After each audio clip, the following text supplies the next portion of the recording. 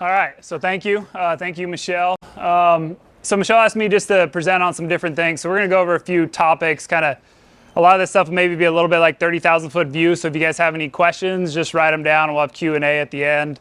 Really, we're here just to help you guys. We're here to help Garden Light. They've helped us a lot over the years. So anytime we can give back and just share some of the things we've learned that can hopefully benefit you guys, that's what we're all about. So I don't really have any secrets. I'm just going to tell you what we've learned from experience, and nothing is going to be like, there's no absolutes in business, but there's just good principles, and that's what we're gonna go through today. So a little bit about myself. So right out of high school, I joined the Air Force. Did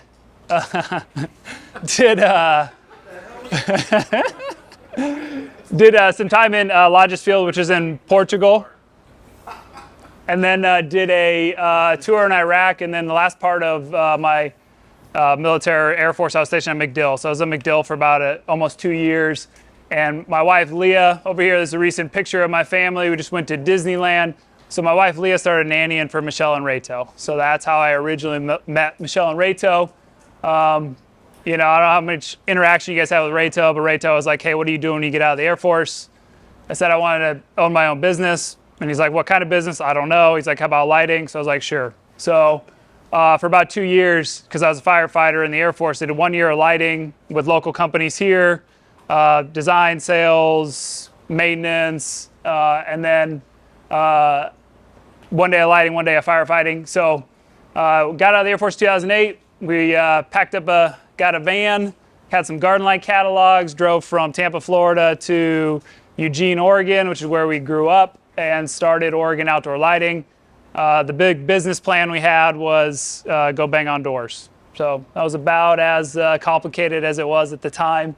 So that's how we started, just with this kind of hard work ethic and a dream to build a business. So the first employee we hired was actually my brother-in-law, Jake. So Jake worked for us for about 10 years. And then in 2019, we expanded from Oregon Outdoor Lighting, and now we also have Oregon Outdoor Lighting, or we also have Washington Outdoor Lighting. So Oregon Outdoor Lighting is Portland metro area, Portland, Oregon, and Washington is Seattle, Bellevue market. So 2 different markets in the Northwest. We currently serve the entire state of Oregon and Washington. To date, we've designed and installed over $30 million in Garden Light outdoor lighting product. Currently have 20 employees, and like I said, we're serving the whole state of Oregon and Washington. So that's just a little bit about me. Mentioned that's my wife, Leah. My oldest son, Colton, is 13. My second son, Cash, is 11. And then that's the star of the family, Kennedy. She is 6. All right, so why outdoor lighting? So show of hands, how many of you guys are AV companies here right now? Okay, and then how many of you guys are just like outdoor lighting, landscape lighting companies? So what's the other mix? Is there other companies here? Electrical contractor. What's that? Electrical contractor. Electrical contractor, okay. And so show of hands, like how many people are currently doing outdoor lighting like right now? Is everybody here doing outdoor lighting? Okay, so some of you guys are looking to expand it. Okay, so some of this stuff, we're just gonna go over like why outdoor lighting, some principles, and this applies maybe why you should add it to your business, but then also there's some sales stuff in here that benefits presentations and why a client should do outdoor lighting as well. Okay, so first, real simple. One of the things I like to do as much as possible is keep things as simple as possible, okay? So why lighting? Lighting is better than darkness, okay? This applies to just lighting in general. We're talking about it here, but I think it's a good principle for life as well. Okay, so without lighting, there's nothing. So your clients are gonna have a lot of time, energy, resources put into their homes, their properties, their landscapes, their pools, their outdoor spaces, okay? And my question is, like, does it really exist if you can't see it, right? So this is why we need lighting, because without lighting, there's nothing. Okay, next thing to remember about lighting. So lighting changes how a property is experienced by creating connection between indoor and outdoor spaces. It increases usable square footage and removes barriers of transition.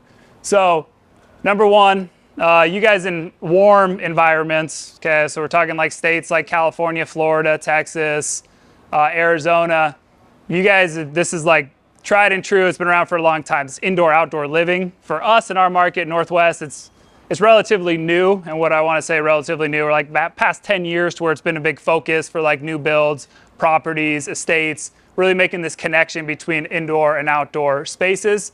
So one of the best ways to do that is with lighting, okay? So when we're looking at designing complete systems, we want to see how the outdoor lighting relates to the indoor lighting and how the space is used and how you can make those connection points. This will lead to increased usable square footage, all right? So they could have a pool, they could have a sport court, they could have a hidden garden area, they could have, you name it, on the outside of the home. If it's not illuminated, they're not going to use it, okay? So what lighting will allow them to do is maximize the use of their property and increase the usable square footage of a home. Sometimes it's just like, think about it as an extension of the house, so it creates an outdoor room so they can use it. And then I think one of my favorite things, why this photo is up here, removes the barrier of transition, okay? So this is something to think about when you're presenting to clients or just think about lighting. A lot of times, like kind of psychology, like life, we won't go do something just because there's something that like creates friction to going to that opportunity or that space or that thing, okay? So example here, this client here, and it's purposely blurred out, but the way this just happened to work out is we were doing a walkthrough, and one of the requests from our clients was that the kids don't go outside at night and use the basketball court because they have to go turn on a switch. Okay, seems small. I know this is not a huge problem in the world, but it seems small. Okay, they wanted their kids outside to use it. So one of the things we did is with the lighting around it, we did some down lights, but then also what we do is we do a lot of like this backboard lighting. So it's a strip light around the outside of the backboard. And the way this worked out, we had to put in a little product during like the last kind of final walkthrough. And so this is within 2 minutes of hooking up this strip light, and the kids are outside using the basketball hoop. Why? Because we removed that barrier of transition. They don't have to do anything. They can just look out the window. Everything's fully illuminated to the space, and it's a fun, usable space. So we're eliminating anything that prevents people from that barrier of transition to going and using the space the way it was designed to be used. Okay, and then kind of last piece on this is so lighting activates emotion. Okay, a high color temperature triggers the release of serotonin, which can make us feel more alert and energetic, while a low color temperature triggers the production of melatonin, causing us to relax and slow down. Adjusting lighting at home to high or low color temperatures can help create the right mood. Okay, so 2 examples here is of pools.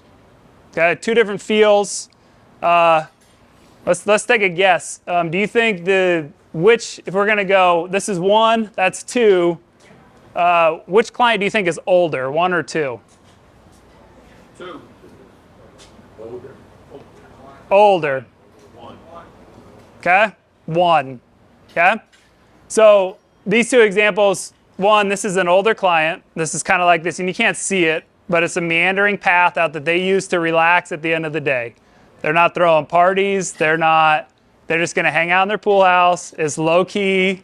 It's a softer lighting approach. It's a completely different feel than the party house on the left. Okay, so the house on the left, this is a client who built this house. It's right next to his actual house, and anytime you build a house and have a nickname for it, that's just there for parties. So this house is called Hammer Time, and all they do is they go out there and they have a good time. So it's palm trees.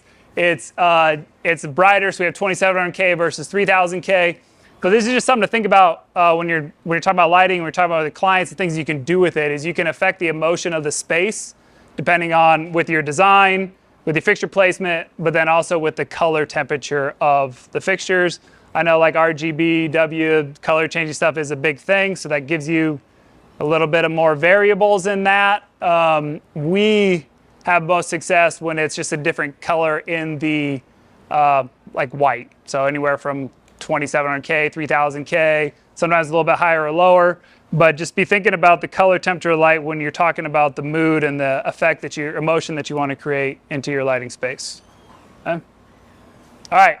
So next thing, just want to give some overall design principles that we've learned over the years. Okay, number one, think about light density. So more light means less light.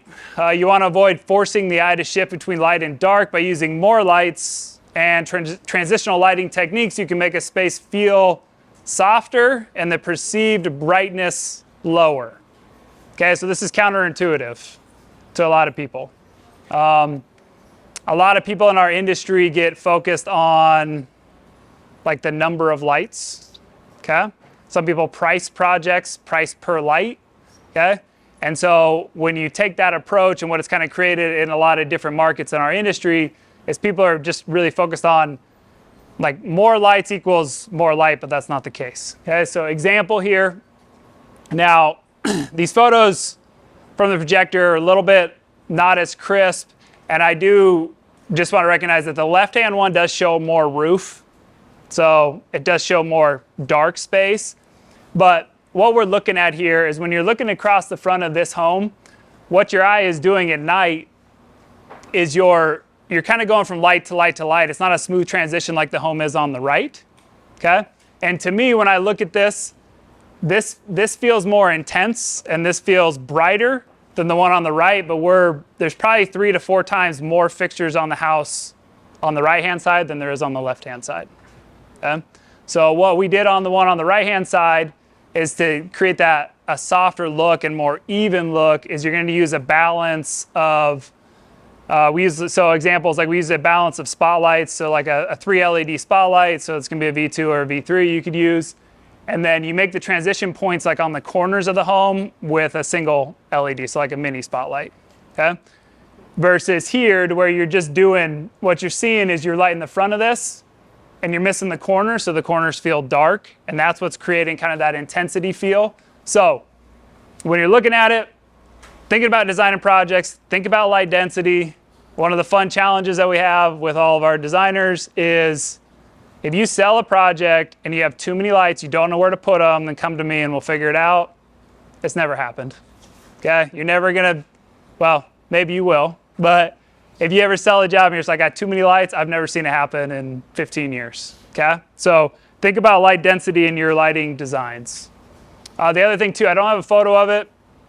A key too that we've seen and we've learned a lot, if you're gonna do downlights, so you have like trees, you're gonna do downlights, you have to uplight those trees. If the tree has a downlight or you're downlighting it from anything that's in like a visible sideline, you have to uplight that tree, because if you don't, what's gonna happen is that downlight's gonna feel like a security light and you're gonna see exactly where that light comes from.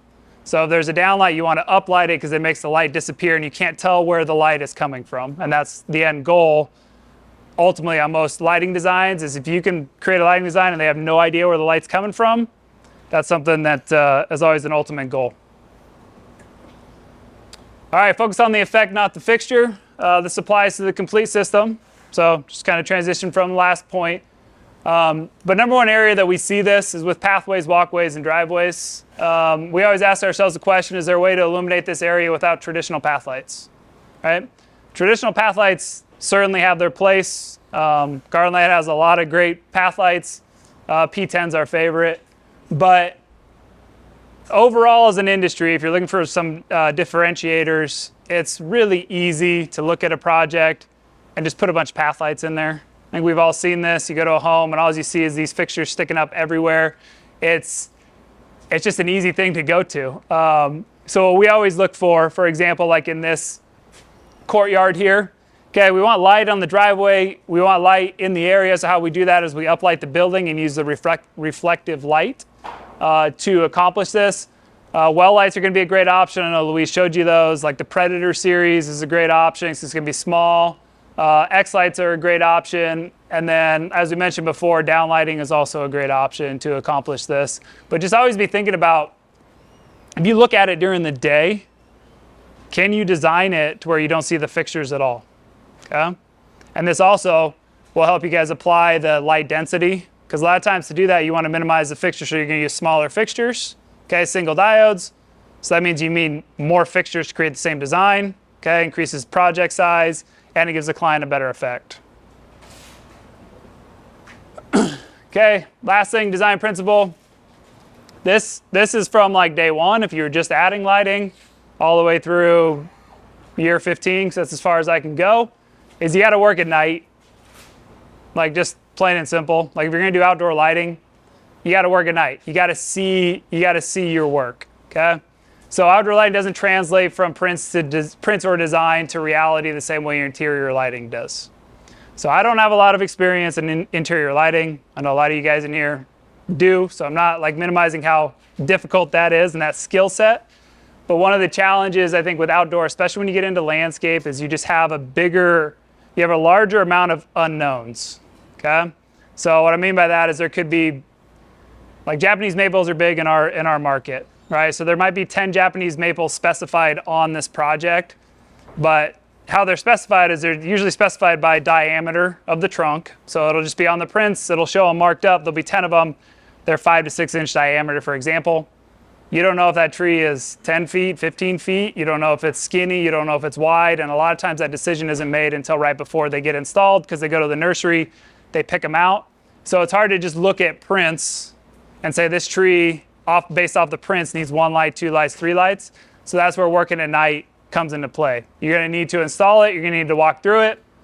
If you're just starting or just want to, like, hey, I'm adding lighting, I want to grow lighting, the nighttime demonstration is going to be huge. Okay? I know it's talked a lot about as like a selling technique, which it is, but you want to grow as a designer. There's no better way to do it in outdoor lighting than go hook up lights in people's yards, walk around, move them around, see what you like.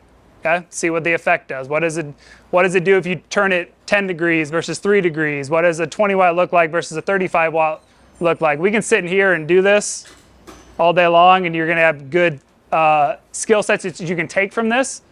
But really, the way you're going to be a really good at outdoor lighting is you're going to have to work at night. So you're going to have to see your work. The other thing you want to differentiator is, at least in our market, there's not a lot of landscape architects, designers that are going to go look at their work at night. Okay? They're going to put it on paper. They're going to give it to somebody. It's going to get installed. They're going to walk it during the day. How many times they go see it at night? Not very often. So if you want to offer a premium service, okay, talking about how you'll go out at night, you'll make the adjustments, you'll dial in the system, that's something that a lot of people aren't going to want to do. Okay? Especially during the summertime, because guess what that means? You're working at 10, 11, 12 p.m. at night. Okay? But if you really want to offer that full service and guarantee your work, this is the best way to do it. All right, so share a couple like lessons learned here, right, for moving forward. Kind of build some success in the beginning and then long term, and then we'll open it up for some Q&A. All right, so number 1, design and sales is fun and can be addicting, but your long-term success and reputation will be determined by the quality you deliver, right? So that includes design, product, installation, and customer experience, right? So a lot of times you'll go to events, maybe seminars, and you're going to go home and you're like all super fired up. You're going to go sell, you're going to go demo, you're going to add lighting to your business, and we're all going to make a bunch of money. Okay, that's fun, that's exciting, that's part of it. We should all be excited for that piece of it. But if you don't back that up with a quality product, okay, for us, like we said, that's Garden Light. It's obviously why I'm here, okay? If you don't back that up with a quality installation, right, okay, and then back that up with a phenomenal customer experience end to end, what's going to happen is you're going to sell 2 or 3 jobs and there's going to be nothing on the back end.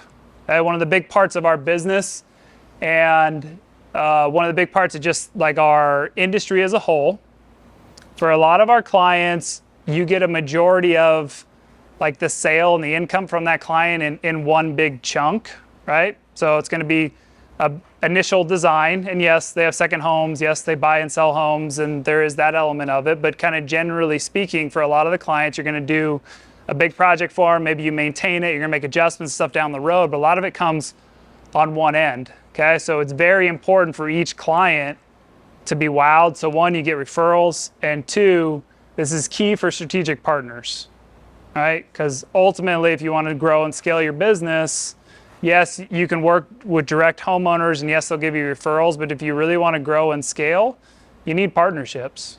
Okay? You need partnership with landscape architects, builders, designers, because what they'll do is if a builder builds 10 homes a year, okay? That's 10 projects for you in that year. So if you think about what you're offering, the only way you're gonna get repeat business, if you're thinking about this thing from end to end, okay? And for anybody who's just adding this to it, just walk before you run, okay? Like, design it, sell it, work individually with the client. If you have to go install it, and then give them the service on the back end. But if it's all as you're starting, just do it all yourself and then scale it out. Build your systems, then scale it out over time so you can maintain these moving forward. Because as you grow and scale, these things get harder and harder to maintain the more people you have. Mention this, I'm just going to talk about this briefly, okay, just as a resource and a tool that's helped us. I don't know if any of you guys are familiar with EOS system, so Entrepreneurial Operating System. The real foundation of it, basic of it, is going to be Traction, okay, as a book. Get it, read it, get into the program. It helps you keep things super, super simple, okay? So we're all about keeping things super simple. The book is where you start. Example of this, okay? So if you look at this, 1, 2. So this is our year in and year out business plan, okay? It's 2 pages long, 2-page business plan. I purposely didn't put ours up here because I don't want anybody think you need to do this yourself for it to be effective, okay? You're gonna have your own goals. You're gonna have your own core values. So I'll give you a quick rundown of how we use this and how it works in the system. Is you have core values. What is your purpose, cause, or passion? Like, well, what gets you going? What does your company offer? What's your niche? What specifically do you do? And then we break this down. How it breaks it down is you go a 10-year target. So this is like a BHAG, big, hairy, audacious goal, or like, where do you want your company to be in 10 years? It's not super detailed, but it's like everybody who works for you, where you want to be in 10 years, okay? You break down your target market list, okay? Who is your like avatar that you're going after, your ideal client? So you're always looking at it. And then what makes you unique? Okay, this is a combination of 3 things that every company has that is unique. You might share 1 or 2 of these with another company, but the combination of the 3 is what's going to be unique to your company. Okay, what's your proven process? What's your guarantee? The cool thing about this marketing strategy is once you complete this, it makes all your marketing efforts, decisions, very easy, okay? Because what it does is, all right, does this speak to our target market? Okay? If you don't know what your target market is, how do you speak to them? Right? Clarifies things, and then all you do is you're just repeating this stuff. So a client comes to you, why should we use you? Here's your 3 uniques, this is our proven process, and this is our guarantee. Okay, so super helpful on that end. And then you break this down to a 3-year picture. Okay, now we're getting a little bit more detail-oriented. Date, revenue, profit, measurables, what does it look like? And then here's where it's really practical and helpful. You take based off your 3-year plan, you break down a 1-year plan. And then your rocks are, what do we need to accomplish this quarter to keep us on track for our 1-year plan? Okay? It's nothing, again, there's no secrets, but it's helpful to see it and break it down piece by piece by piece. And what happens is, tried and true, you're gonna set these rocks for the quarter, 90 days, and it's gonna feel really good for 30 days, 60 days. By the time it's 90 days, you're probably gonna forget what you were working on. So it's good to have these resets. You do quarterly meetings, keeps you focused, keeps you on track for your goals, okay? So again, this is a VTO. It's from Traction, which is part of the EOS system. Look it up. It's just been a great tool for us. Something we highly recommend. It's nothing, we don't have anything to do with it. Anybody can do it. Tons of businesses use it, but it's been really helpful to keep it simple. All right, and the last thing is don't go it alone. All right, you want to build success. One of the big things that we mentioned earlier that's been super helpful for us is building relationships with strategic partners. Okay? So again, who are you? Builders, designers, architects, landscape designers. Biggest question we get is how do you develop these relationships? Okay? Again, no secrets. You pick up the phone call and you call them. You pick up the phone and you call them. Plain and simple, right? Okay, you talk to them about their projects. You show interest in them. Maybe sometimes there's something cool you can take them to go do, but you just show interest in them as people. right? It's not a secret. There's no like, you're not going to do this creative thing that like all of a sudden some architect sees you and he thinks you're the greatest person in the world. It's going to take time. It's going to take an investment just like any other relationship.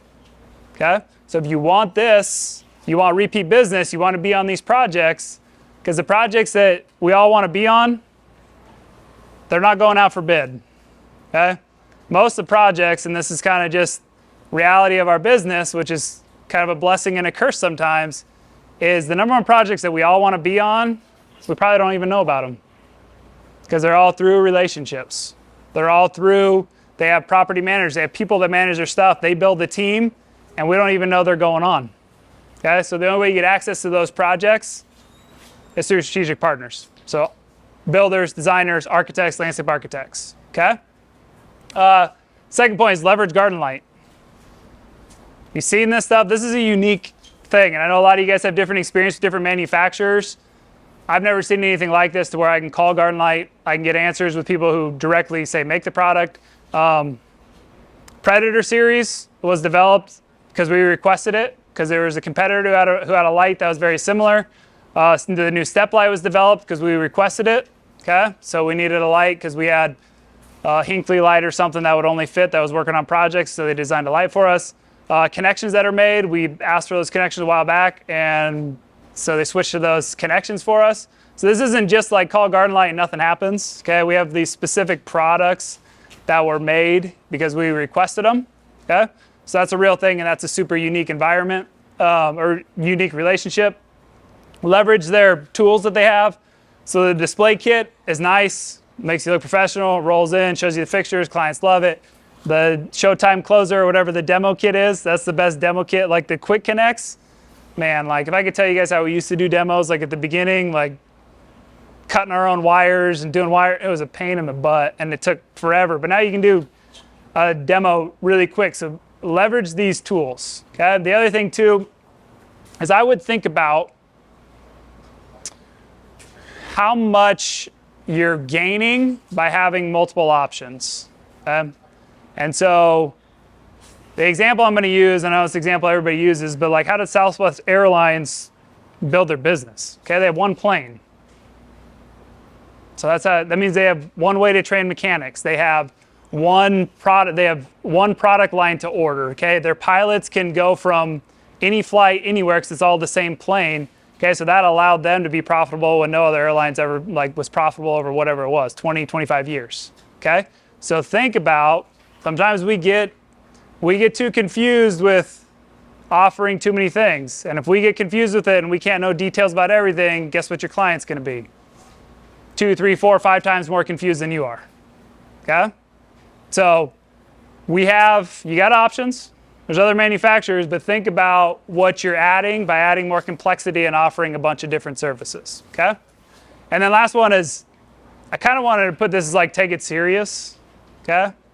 If this is just an add-on to your business, like I'm cool with it because that just creates more business for companies like mine down the road. Okay? Outdoor lighting, like the number one thing we see that when we redo systems, people aren't happy, it's when it's just an add-on service. Okay? A landscaper does it on the side as part of their bid. So take it serious. So partner with an outdoor lighting expert. And this is either internally or externally. So if you're going to offer this as a service, either you become the expert in outdoor lighting or you hire somebody within your company that is the outdoor lighting expert. Or if you want to scale, maybe it helps you scale faster. Maybe you don't want to do the install. Maybe you guys do a lot of stuff like inside. And we've seen this too, is working with some electrical companies. Like they'll call us because they're like, our guys they'll bang it out inside all day long. But once we start digging in the dirt, they're like, nah, I ain't doing it. So partner either internally or externally to have somebody who is the expert in outdoor lighting in your company or that you're partnering with, and you can partner with them in different ways, but just take it serious. It's kind of the key point on that, because it's not just, you want to be the jack of all trades, you're not going to be an expert in anything. Yeah? All right, so that's what I got. Q&A, questions, and you guys can open this up. I mean, we're pretty much open book on a lot of things, and whether that's design, sales, we've done pretty much any marketing you can think of. Like any questions you got, install, I might pull in some of the other, Ryan, Brace. But what do you got? All right, go ahead. So with your company, do you do anything else, or are you strictly like Strictly lighting, that's it. Just outdoor lighting, that's all we do. just outdoor? Yep. Yes, sir. Yep. CRM? CRM. Yeah, so again, trying to keep things simple. So we use the G Suite for all just kind of functional, like Google Calendar, Gmail, Google Drive. So then there's a CRM, it's called Copper. And Copper was CRM that was built to integrate with all the G Suite products. So we've done Salesforce in the past. Okay, I have yet to see Salesforce really work for like a small company. There's too much stuff. Okay, we use Improveit 360, which was somebody took Salesforce and tried to apply it to the construction industry. It's, again, too complicated for us. We've used Infusionsoft. We haven't used HubSpot. That's the only one we haven't used. But we went to Copper because it integrates with the G Suite and it's super simple. Because what you're looking for is you create a sales pipeline where your clients are at, and then you can take it from the sales pipeline to just the execution pipeline, so the install and everything. Super easy, comes up in your automated tasks every day, who you're calling. You can look at what your design sales guys are doing, and it's very user-friendly. It also transitions pretty well between desktop and mobile. So that's one of the challenges that you'll see in some of the CRMs too, is like it works well on a desktop, but then your guys in the field on their iPads or whatever, it doesn't work. So that was a long answer, but short answer is Copper is what we use. Yep. Good. How many installers do you guys have? What do you figure how many projects you do in a year? Ooh, that's a good question. So 6, 7. So we have, with Tyler, that's 10, 11 installers. Depends on the size of the project, which is hard. So let's just average it out. Brace, what do you think? Like 5 to 1? 2 to 3, like 2 a week, 3 a week? Okay, that's fine. Yeah, and those could range from 10 lights to, we don't do a ton of those, but let's just hypothetically, 20 lights. Yeah, 20 lights to 700 lights, all in that range. So obviously there's differences there. The homes that you're working on, what price points are they at? Is like 1.5 million and up, or? So when we talk about we'll go a little bit on our target market, like on our VTO. Oregon is 1.5, okay? Washington is, you're gonna be 2.5. This is a little bit bigger. So we're still trying to create that, how much is $1 worth in Oregon versus Washington? 2 different markets. Seattle's just a much bigger market than Oregon is, as far as just size-wise, and then just wealth, money-wise. I mean, it just is. So, but yeah, that's, Thank you. yeah. Could you dive a little deeper on how you build strategic partnerships? Once you get someone on the phone, what's kind of your pitch like? So I'll give you one little kind of transition that makes it a little bit easier. Is when you're driving around, you see a project somebody's working on, write down where that project is at and use that as your lead in. That's probably number one. So it's not just a complete call. So you're driving down B Street and they're building a home, their sign's gonna be there, okay? You call them, hey, look up who the owner is. Hey, John, I saw your house on B Street, just wanna know who's doing the lighting. Can I meet you on site and show you what we could do? And then from there, like I said, I mean, part of this is like, just how good are you at building relationships? That's what it comes down to. But that's probably gonna be the best access point to get you some momentum, is reference something. The other thing you can do too is ask your clients. That's probably one of the most underutilized things is, hey, client, who built your house? Oh, this person did. All right, so then you have John and Betty, it's a project on whatever, and then you call them and you're like, hey, John and Betty told me to give you a call. They said they love their house. We're doing this lighting project for them. Can I meet you on site? Can I show you what we did for your work? Because then you're like, say it's a home builder. If you make their house look awesome for one of their previous clients that they had a good relationship with, that's gonna help you build stuff down the road as well. Yeah. What's your pricing? Meaning, do you have a software you use or you build something, or So we built it. Yeah. do you do like per light or? We do project. Bid the project. And you can build that, you can build it with, I mean, at the end of the day, it all comes down to what it costs. Like, so you can build that up, build that out for a client with line items, Yeah, but or you can do one. Meaning, you know, in a tree light costs such and such to install versus an uplight versus a pathway light. Yep, You use that for your salespeople, so you have right. like assemblies. Yep, yep. So it's a built pricing structure that we have. And you're gonna have, I mean, the simplest there is you're gonna have a base pricing for most lights, and then yes, there's an additional charge for a core drill or a tree light or a gutter mount light because it's more work based off of your standard pricing. And a lot of times it's, when we're talking about building out pricing, it's hard. And that's a common question universally, but you're gonna get a different price point in Omaha, Austin, you know, Miami. And so if there's like something that people are trying to figure out, just what should we price for this? My recommendation is go do it and see what your costs are. And then you're gonna put your pricing on top of that. So I know it sounds kind of simple, but sometimes when we don't know, we'll go do it once, track our costs like in detail, and then just build it out from there. And we have a different pricing in Oregon than we do in Washington, just because it's a different market and things are more expensive, and you know, so part of that's, but it is a custom built out thing that we do. Yeah. So you build a package, you do it so like by zones, front yard, backyard, side yard, whatever it is. If they want it broken down. Okay. So you Yeah. say 10 lights at whatever amount of money, right? Yep. For this area, 10 lights for this area, whatever amount of money. Yep. Exactly. And it's up to you. Like some people love like the line item, like lights, wire, connections, all this stuff. Like some people like that. And if that helps you sell and that works for you, do it. For me, I want to go wow the client. Say, yeah, we want this. Like, I mean, that's our ideal outcome is like, yeah, whatever you just said, I want all that, make my house look awesome. And I say, okay, it's this price. And they say, yes, I know that's kind of like our, you know, that's what we all want. But the more, sometimes the more details you give just confuses them. And they're getting tracked on like, well, if I cut this, I cut this, I cut this, to wherever it's like, all right. So say it's like the whole package is 100 grand. Okay, they're like, well, can we break that down? All right, you want to do the front yard? The front yard's 60 grand, the backyard's 40 grand. You can keep it kind of more simple terms for them. Then they're just like, all right, cool. Like, yeah, 100 grand's too much. We'll start with the front, 60K. And then it just, instead of like, well, we could cut 5 lights out of the back, cut 10 lights out of the front, and then maybe 1 light off the side. It's like, you can get into that and it'll kill the excitement, the momentum, the emotion, and it's just going to shrink a lot of your projects, which for us, really at the end of the day,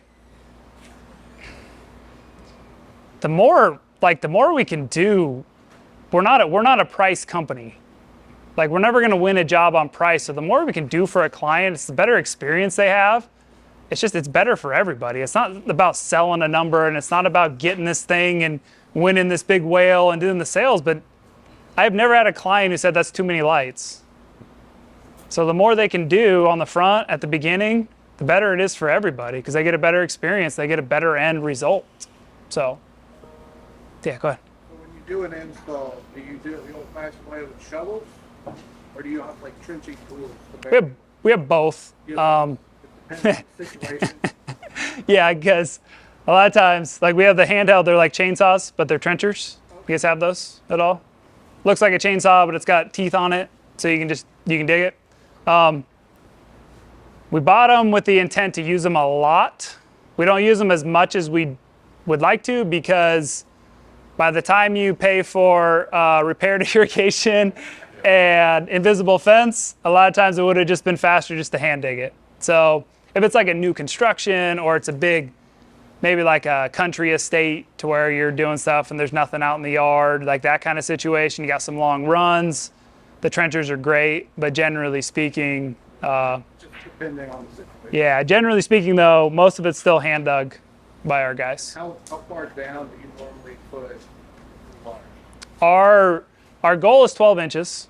That's the length of our shovels, so we want to get 12 inches.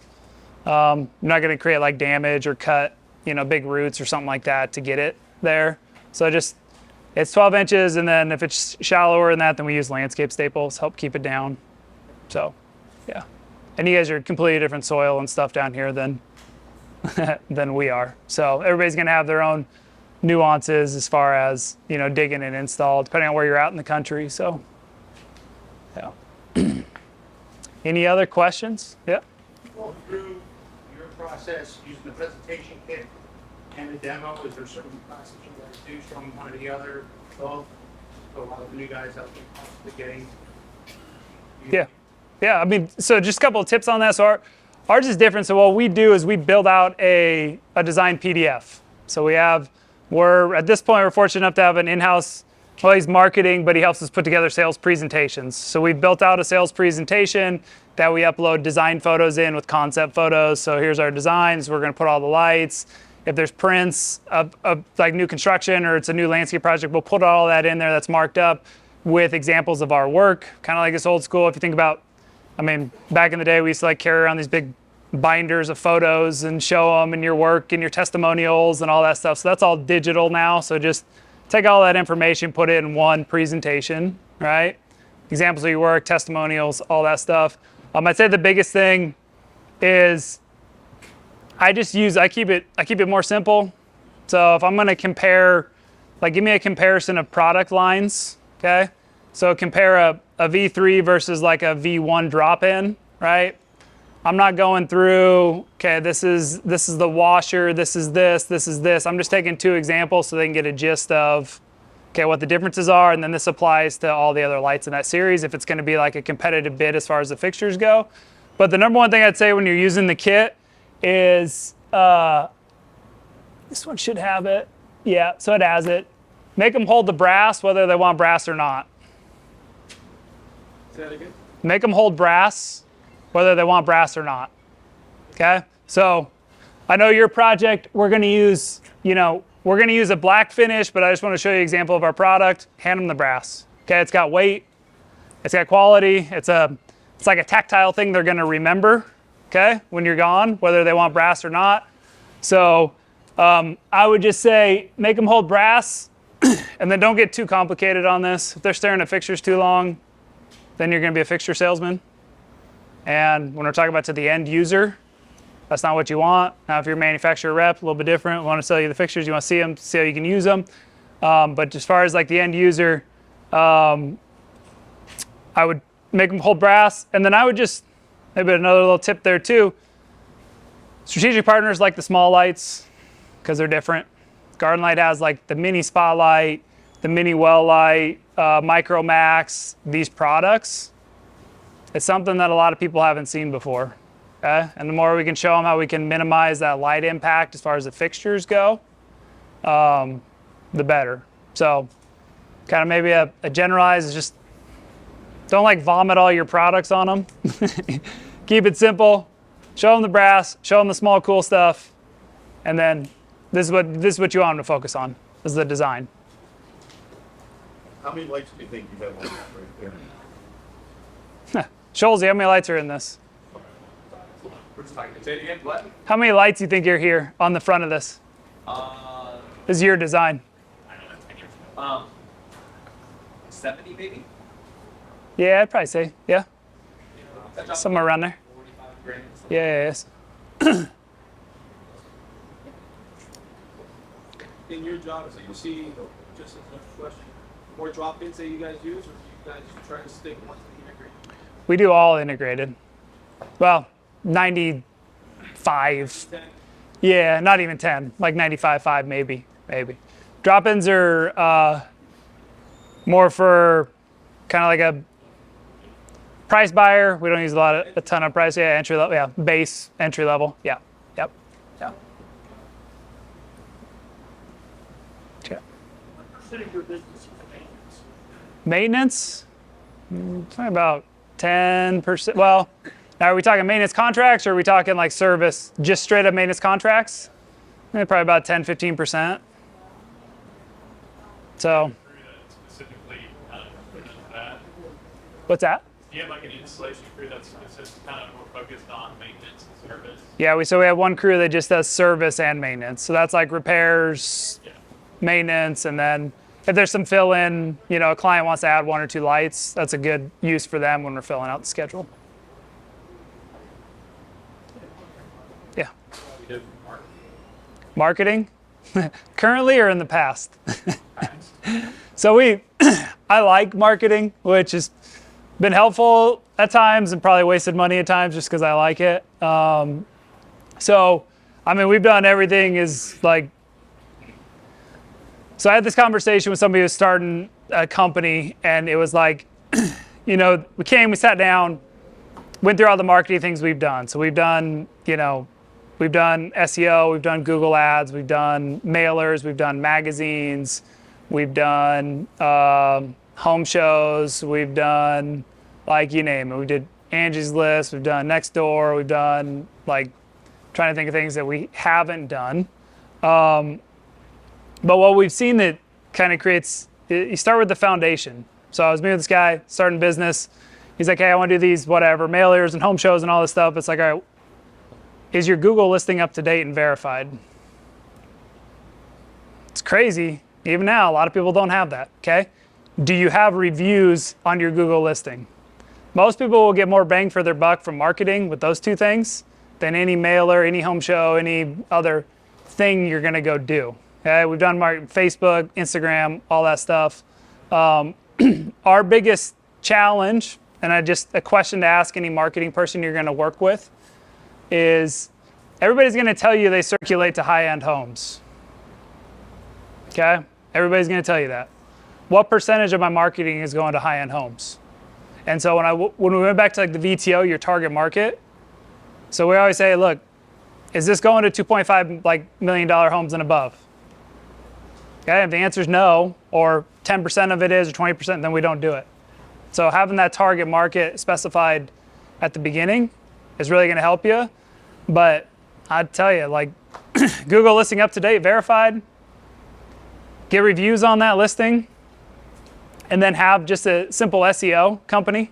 There's a lot of good SEO companies that are just, you know, they come in, it's not very expensive. They're doing just like a monthly kind of refresh, make sure you got good keywords and just simple things that are up to date. And a lot of that stuff getting recognized online isn't necessarily an information thing. It's just that, you know, Google changes their algorithm 1 or 2 times a day or whatever. It was like, in last year, it was like they changed the algorithm like 650 times.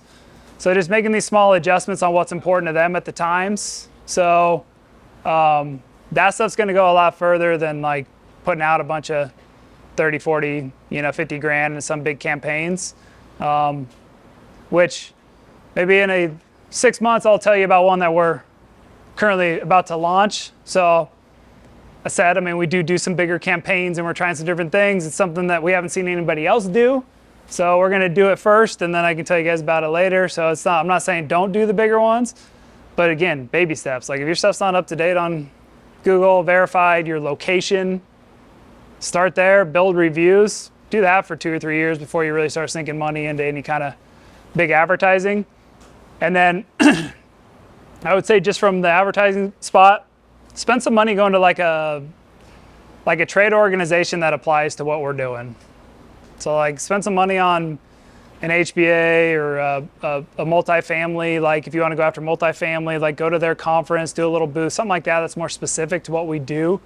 I think you'll get better value as opposed to just mass marketing, because nobody in here really wants to go serve the masses, I guess is the way to put it. Like we're not a roofing cleaning to where if you have a $300,000 home and you have a $10 million home, everybody needs roof cleaning, right? So you can go out and you can put a lot of stuff out there and get return on it. We're much more specific, your niche. We want to work with high-end homes because that gives us more opportunity to create real value for people. So yeah, I just stay away from mass marketing. It's kind of like the short answer to it. So any other questions? Cool. All right. Well, we'll be hanging out. So if you got any questions for me or Ryan Brace. So Ryan Brace in the back there in the blue shirt, his job is to manage strategic partners and new construction projects. So if that's something you're interested in, he's got a ton of information. And then you guys already met Scholze, so we'll be hanging out if you guys got any more questions. So thank you. Thank you.